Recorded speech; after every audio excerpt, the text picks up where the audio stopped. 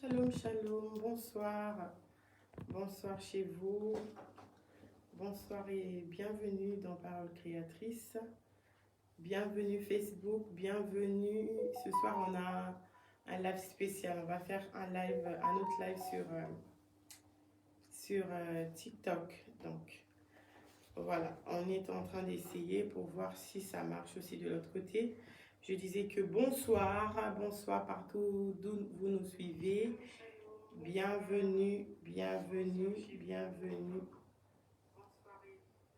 bienvenue dans Parole Créatrice. Alors, si c'est pour vous une première fois de tomber sur nos vidéos, nous sommes le couple Touzaya, je suis Gaëlle et mon mari c'est Ernout. Nous partageons autour de la parole de Dieu, nous discutons sur la parole de Dieu. Bienvenue, bonsoir, bienvenue à ceux qui nous rejoignent, bienvenue à tous. Nous sommes heureux de vous retrouver aujourd'hui depuis le mercredi dernier où nous parlons sur un thème intitulé Comment se conduire dans la maison de Dieu. Nous avons commencé le mercredi avec ce thème, comment se conduire dans la maison de Dieu. Et aujourd'hui, c'est la suite. Nous continuons avec ce thème-là. Comment se conduire dans la maison de Dieu. C'est un thème qui nous a été inspiré par Dieu. Et nous avons voulu le partager avec vous. C'est tiré de 1 Timothée, le chapitre 3, le verset 14, du verset 14 au verset 15.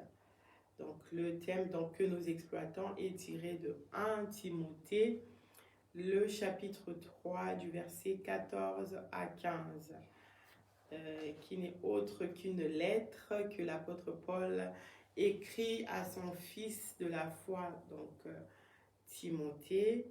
L'apôtre Paul écrit à Timothée, Timothée qui était évêque, pasteur, responsable d'église, l'église de Éphèse, c'est bien ça? Donc voilà, il lui dit, si je tarde à venir, je t'écris cette lettre afin que tu saches comment te comporter ou comment te conduire dans la maison de Dieu. Amen. Donc avant d'aller plus loin, nous allons commencer par prier, ensuite nous allons débuter. Donc, je t'invite à prier avec nous, à prendre un moment dans la prière. Bonjour à tous ceux qui nous rejoignent sur TikTok. Merci de partager, merci de aimer. À ce qui paraît, sur TikTok, il faut aimer pour sécuriser le live. Il faut aimer pour que plus de personnes soient au courant que nous sommes en train de passer sur TikTok. Donc, on va prier. Je te laisse prier. Nous allons prier ce soir par la grâce de Dieu. Bonsoir déjà à tous. Bonsoir. Dieu nous bénisse. Ok. On va prier, Seigneur, nous te rendons grâce, nous bénissons ton nom. Nous te disons merci, nous te glorifions.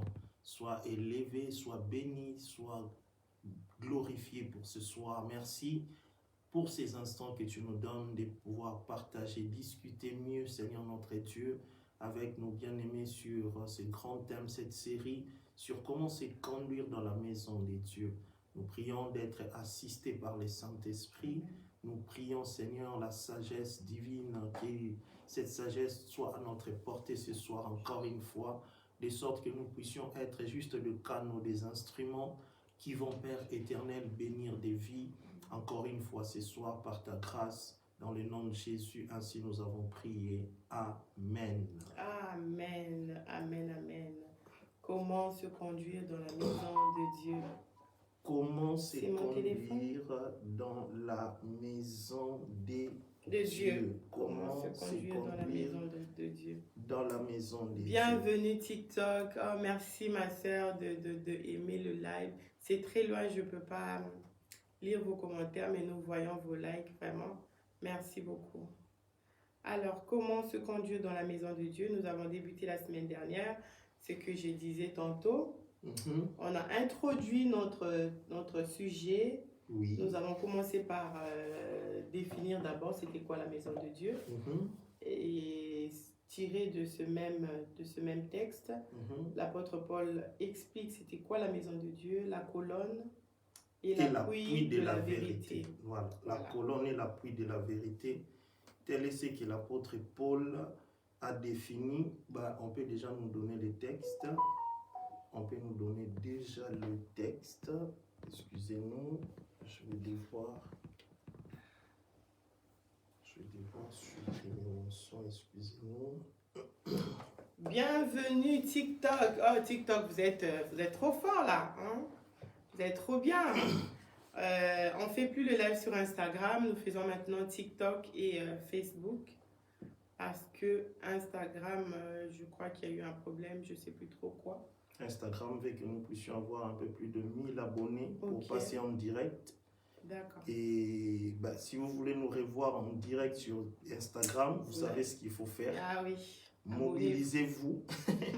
Mobilisez-vous, partagez le lien de sorte que plusieurs puissent être ensemble avec nous pour que nous puissions continuer bien évidemment à discuter ensemble autour de ce thème. Alors, le texte est bon? C'est bon, le texte déjà? Non, pas encore. Ok. Voilà. Alors, 1 Timothée chapitre 3, le verset 14 et 15. On va devoir vous envoyer le texte. Comme 1 Timothée 3, 14 et 15. Vous étiez là normalement la semaine dernière. Vous êtes censé connaître quel était le texte que nous avons exploité. Donc, je pense que vous l'avez lu. Je peux lire? Voilà. Alors, on va lire ensemble. Prenez vos Bibles, prenez vos téléphones. Je t'écris cette lettre tout en espérant aller te voir bientôt. Cependant, si je tarde à te rejoindre, ces lignes te permettront de savoir comment te conduire dans la famille de Dieu, c'est-à-dire l'Église du Dieu vivant qui est la colonne et le soutien de la vérité. Ça, c'est une autre version que celle que nous avons lue la dernière fois. Mais ça reste la même. Là, je crois que vous l'avez sur vos écrans. J'ai écrit ces choses avec l'espérance d'aller bientôt vers toi, mais afin que tu saches, si je tarde, comment il faut se conduire dans la maison de Dieu, qui est l'église du Dieu vivant, la colonne et l'appui de la vérité. Voilà. Aujourd'hui, nous allons plutôt exploiter la version Bible expliquée. C'est le texte qui va être publié sur vos écrans, comme ça vous allez bien nous lire, et je crois que la Bible expliquée l'explique mieux. La Bible expliquée l'explique mieux. Alors on disait, la maison des dieux n'est autre que... Nous avons commencé à définir la semaine dernière, on fait un petit récapitulatif. Oui, c'est ça. De ce que nous avons dit la semaine dernière. La semaine dernière, il était très simple. On a dit la maison des dieux dont il est question ici n'est autre que l'église du Seigneur, n'est autre qu'une église locale. Dans un sens assez simple, la maison des dieux est définie comme l'appui. On a dit on s'appuie sur la vérité qui est prêchée dans la maison des dieux. L'appui et la colonne. La colonne, lorsque vous regardez dans des constructions, il y a ce qu'on appelle le plus souvent pour certains comment on les appelle les plus souvent, des piliers. Voilà, les piliers, c'est qui soutient la maison. Quand vous regardez une maison, un bâtiment qui est construit sur plusieurs niveaux, cette maison est soutenue par des piliers. Alors ce sont ces piliers là justement qui permettent à ce que la maison puisse tenir, ou tout ce qui est érigé au-dessus de cette maison puisse tenir. Alors ce qui soutient, parce que ce qu'il faut savoir également, dans une maison, ce qui est plus important, c'est la fondation. La fondation est ce qui déjà est à la base même d'une maison. Lorsqu'on veut construire une maison de plusieurs niveaux, le type de fondation qui est placé est mis en fonction de l'édifice, du type d'édifice qui sera bâti. Donc, l'église est bâtie sur la vérité, donc sur la vérité qui n'est autre que Jésus-Christ. Une église doit être bâtie sur Christ lui-même. Lorsqu'on débute, que ce soit une relation ou une entreprise ou quoi que ce soit, si cela n'a pas pour fondement Christ, c'est déjà un danger et c'est déjà un plus grand problème pour commencer.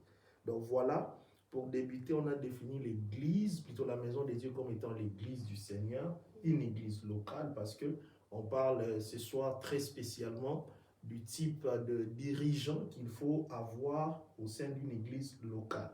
Vous voyez un peu, sachant qu'il existe l'église universelle, qui est l'ensemble de tous les chrétiens qui appartiennent au corps de Christ. Et bon, pour faire aussi cette différence-là, on va dire ceci. Si dans une église locale, l'église bâtiment, où on retrouve le nombre de personnes qu'on peut compter, on peut retrouver le nombre d'enfants, le nombre d'hommes, le nombre de femmes, ceux qui sont à la charge de s'occuper de ça, ce sont plus les services du protocole. Ils peuvent nous dire à tel culte, on a eu autant d'enfants, autant d'hommes, autant de femmes. Dans l'église corps du Christ ou l'église universelle, seul Dieu a la capacité de compter le nombre de personnes qui y sont, qui sont dans cette église-là.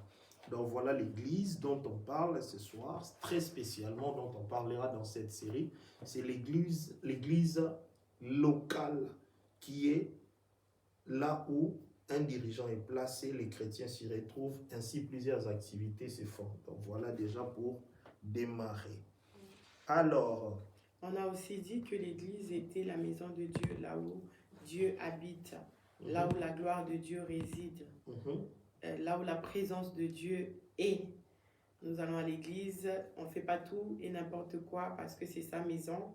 Voilà, on ne va pas revenir là-dessus, c'était juste pour faire voilà, un petit rappel.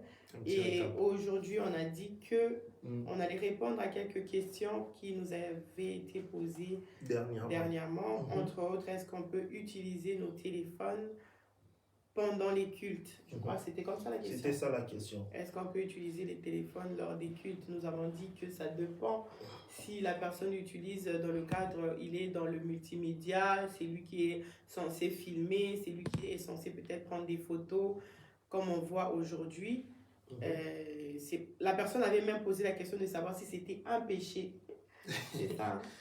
Je ne me rappelle pas très bien de la question, mais ça allait à peu près dans ce sens-là parce qu'on parlait aussi des délivrances. Bon, moi, j'avais rajouté un peu aussi une histoire liée un petit peu à la prophétie, si on peut filmer des instants comme ça.